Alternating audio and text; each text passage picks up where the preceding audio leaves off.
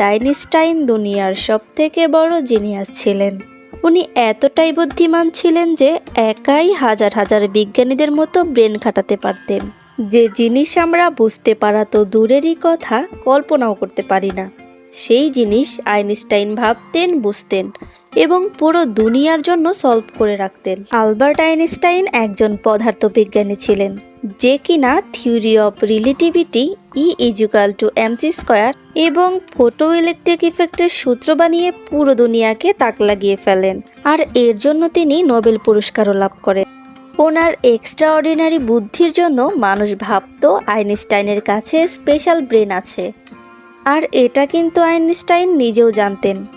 এই জন্য তিনি চাইতেন না যে তার মৃত্যুর পর শরীরের কোনো অংশ নিয়ে রিসার্চ করা হোক। আর উনি তো এমনটাও বলে গিয়েছিলেন যে ওনার মৃত্যুর পর যেন ওনার বডিটাকে আগুনে পুড়িয়ে ছাই করে ফেলা হয়।